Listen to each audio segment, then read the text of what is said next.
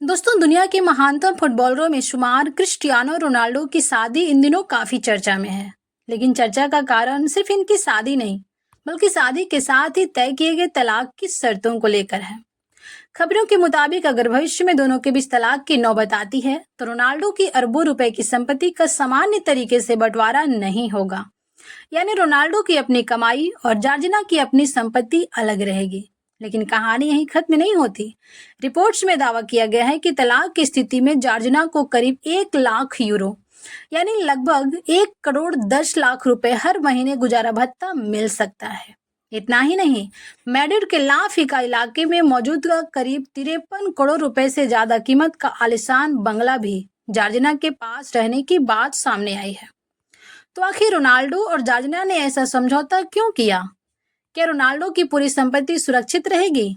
और अगर तलाक होता है तो जॉर्जिना को हर महीने 1 करोड़ से ज्यादा रुपए क्यों मिलेंगे? आज के इस वीडियो में आपको इसी पूरी कहानी को आसान भाषा में समझेंगे, तो अंत तक बने रहें। सबसे पहले बात करते हैं इस हाई प्रोफाइल शादी की। रिपोर्ट्स के मुताबिक क्रिस्टियानो रोनाल्डो और जॉर्जिना रोड्रिगेज ने 11 अगस्त को एक निजी समारोह में शादी की। इस शादी को बेहद प्राइवेट रखा गया था। इसमें परिवार और बेहद करीबी लोगों के शामिल होने की बात सामने आई है। रोनाल्डो और जॉर्जिना लंबे समय से एक दूसरे के साथ हैं और दोनों के बच्चे भी हैं, यानी शादी उनके रिश्ते का एक नया अध्याय है।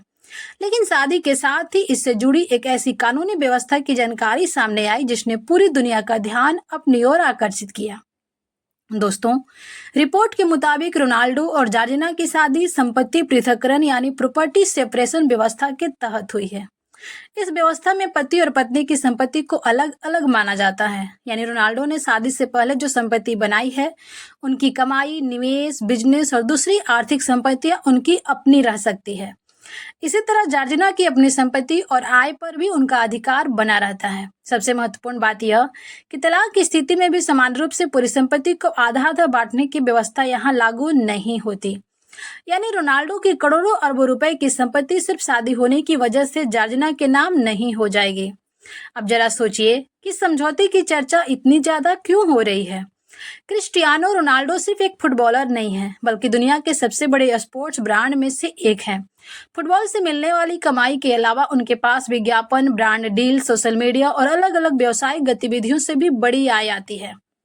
ऐसे में अगर शादी के बाद संपत्ति के बंटवारे का सामान्य नियम लागू होता तो मामला काफी बड़ा हो सकता था। इसी वजह से प्रॉपर्टी सेपरेशन व्यवस्था को रोनाल्डो की आर्थिक सुरक्षा के लिहाज से काफी महत्वपूर्ण माना जा रहा है। लेकिन यह मत समझिए कि तलाक की स्थिति में जॉर्जिना को कुछ भी नहीं मिलेगा, क्योंकि यहीं से कहानी में सबसे बड़ा ट्विस्ट आता है। रिपोर्ट के मुताबिक अगर भविष्य में दोनों के बीच तलाक होता है तो जॉर्जिना को करीब 1 लाख यूरो प्रति महीने की पेंशन या गुजारा भत्ता मिल सकता है।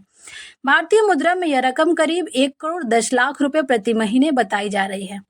अब इस रकम का अंदाजा आप ऐसे लगा सकते हैं कि अगर किसी व्यक्ति को हर महीने 1 करोड़ 10 लाख रुपए मिले तो साल भर में यह रकम करीब 13 करोड़ 20 लाख रुपए हो जाती है। यानी सिर्फ एक साल में 13 करोड़ रुपए से ज्यादा। और अगर यह भुगतान कई वर्षों तक चलता है तो रकम और भी बड़ी हो सकती है। हालांकि ये एक जरूरी बात समझना बेहद जरूरी है। यह जानकारी मीडिया रिपोर्ट्स में सामने आए कथित विवाद समझौते और प्रावधानों पर आधारित है।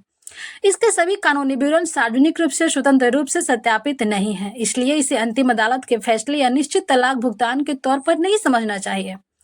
अब आते हैं दूसरी बड़ी बात पर। रिपोर्ट्स में दावा किया गया कि तलाक की स्थिति में मैड्रिड के ला फिका इलाके में मौजूद आलिशान बंगला जॉर्जिना के पास रहने की शर्त भी समझौते में शामिल है। इस बंगले की कीमत करीब 56 लाख डॉलर यानी लगभग 53 करोड़ 50 लाख से ज्यादा बताई गई है।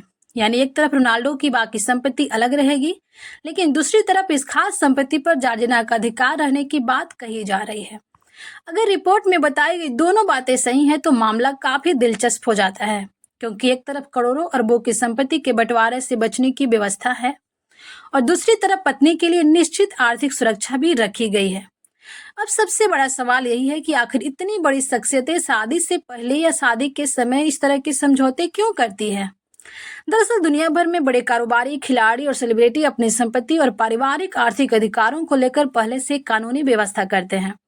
इसका उद्देश्य जरूरी नहीं कि तलाक की आशंका हो, बल्कि कई बार इसका मकसद यह होता है कि शादी के बाद दोनों की आर्थिक स्थिति स्पष्ट रहे और भविष्य में किसी विवाद की स्थिति में संपत्ति को लेकर लंबी कानूनी लड़ाई न हो। रोनाल्डो जैसे व्यक्ति के मामले में यह और भी महत्वपूर्ण हो जाता है क्योंकि उनकी संपत्ति और कमाई बेहद बड़ी है। रिपोर्ट्स के मुताबिक रोनाल्डो और जॉर्जिना की शादी में उनके 5 बच्चे भी मौजूद थे। समारोह में परिवार और करीबी लोगों को ही शामिल किया गया। रिपोर्ट्स में इन 2 गवाहों के नाम भी बताए गए हैं, रोनाल्डो के पुराने करीबी दोस्त मिगुएल पैक्सो और जॉर्जिना की बहन इवाना रोड्रिगेज। खास बात यह भी बताई गई है कि शादी में पुर्तगाल की राष्ट्रीय टीम या क्लब फुटबॉल से जुड़े बड़े सेलिब्रिटी खिलाड़ियों की कोई बड़ी मौजूदगी नहीं थी। यानी रोनाल्डो ने अपनी शादी को ग्लैमर से ज्यादा निजी और पारिवारिक रखा। रिपोर्ट्स के मुताबिक शादी के बाद दोनों ने अपना अपना उपनाम भी नहीं बदला है।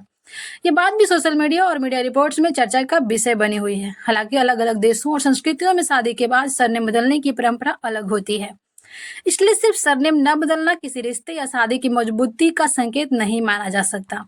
दोस्तों, पूरी कहानी को अगर बेहद आसान भाषा में समझे तो मामला कुछ ऐसा है। रोनाल्डो और जॉर्जिना ने शादी की है।